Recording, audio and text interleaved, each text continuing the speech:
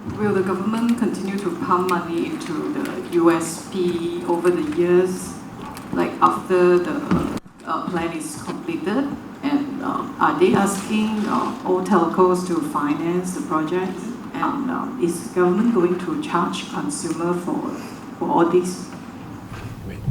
We'll do a tag team. So the first question is, will the government continue to fund the USP? So on that, the government doesn't fund the USP. The USP fund is actually 6% from the top line of telcos are being contributed into the USP fund, which we manage, MCMC manages every year. We have contributions from all the licensees, and that becomes a USP. The reason for the USP, as we know, is in order to ensure coverage for underserved areas.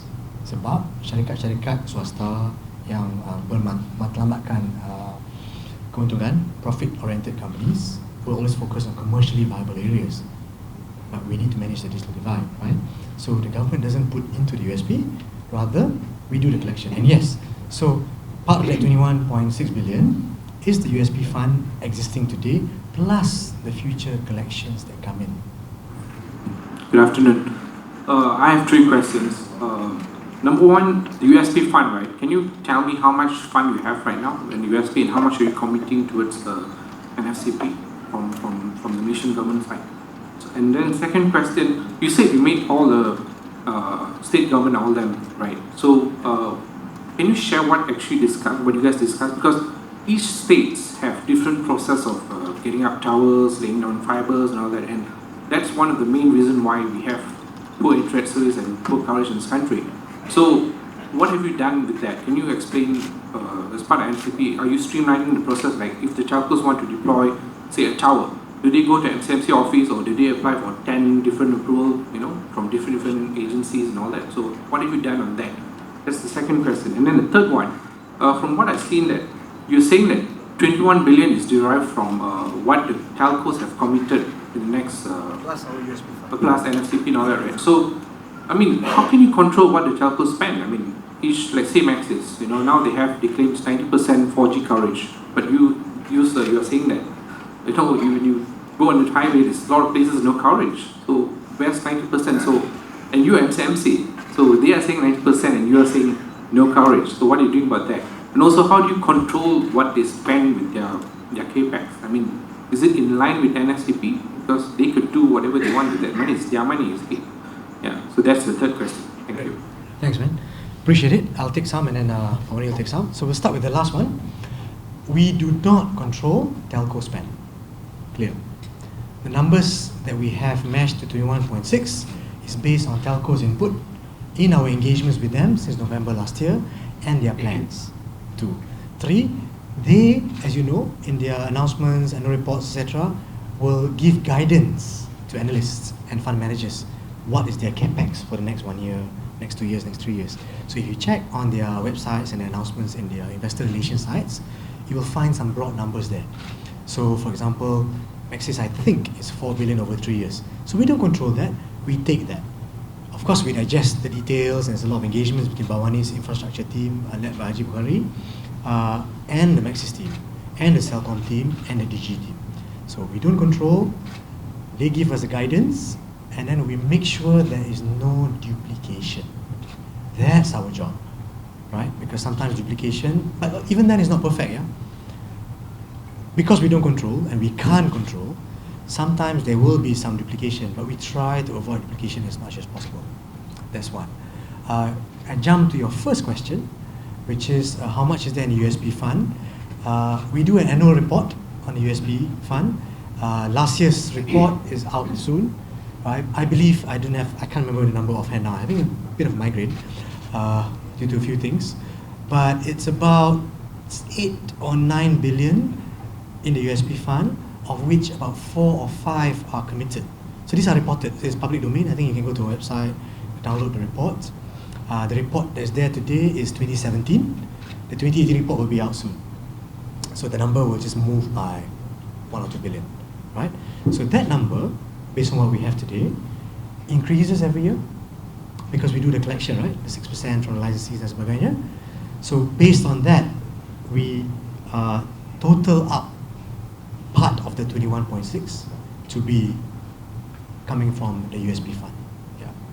You can safely conclude it's going to be about 50-50 between USP as well as industry.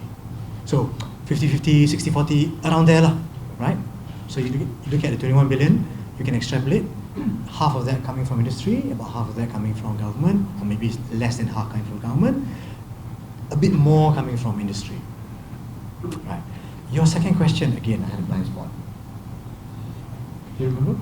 Yeah, I think it was about how to make them commit. Oh yeah, sorry, yes, I remember now. The states, you want to take it? Okay, I'll take it. So the states, yes, every state has different objectives, different processes. On average, the number of borangs that the telco has to fill up to put up one tower is 15 in Malaysia. Ada yang state yang 20 lebih? 20 lebih aja bawah. Ada yang below 15 kan? Yeah. So, yes, you are right. We guide to streamline. We guide to eradicate exclusivity and monopolies of state companies. But it's not in our control. We can only guide. And our carrot and our guidance come from two data. Sir, dear state, here is your coverage today. We can do much better. Here's the NFCP, and we hope to do A, B, C, D, E.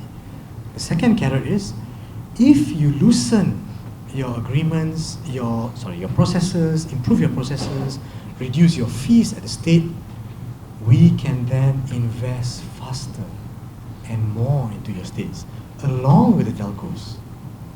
So the 21.6 billion is going into the states, if you look at it another way, right? And the states have destiny in their hands. Do they want this investment to improve the infrastructure, to match the objectives of the kawasan impact tinggi, which can be tourism areas, kawasan perindustrian, which is industrial areas, kawasan ibu negeri, some government officers and state officers are still on 5 meg, 8 meg, 3 meg, God knows, right? So that's the angle when we speak to the states. And then the states pula, in return, share their challenges. Oh, we have this agreement with company ABC that only expires in 2022. What do we do about it? So we discuss. Of course, those details are confidential, right? So each state will discuss the process, their wish lists, our wish list, which includes the fees, etc., and where do we find a middle line. And then we work an annual plan. All of this, we do it via a jawatan kuasa kerja. So our state team is extremely busy now, the regional office and the state offices, because they are working every day with the various aspects of the states. It's a lot of work. Yeah. That's broadly in terms of where we're coming from. Are you okay with that? Can I just add a few? Yeah, please add, please add. Coming back to the question about the cost, how we derive it, one other component that we took into account is we looked at the gaps as what we have now versus where we want to head towards by 2023. We have sort of done an estimation how many number of towers that needs to be deployed, how many kilometers of fiber and things like that. And there is also information that we gathered where we then attributed certain costs. In order to achieve these targets, we need to do A, B, C, D, E, F. So that is also part of how we calculated the estimated cost of 21.6 billion. Coming back to the question also of permits and all that, we need to clarify, MCMC does not intend to take over such processes or such authority from the local councils and the state government. We are fully appreciative of the fact that every one of us has a role to play. But when we go around to the states, even when we present at the relevant committees, state level, even at the cabinet, and even at the federal level, what we are trying to tell all these stakeholders is that we want to do this quickly. We've got very aggressive targets. We need to accelerate deployment of infrastructure. Help us find a way to do that best.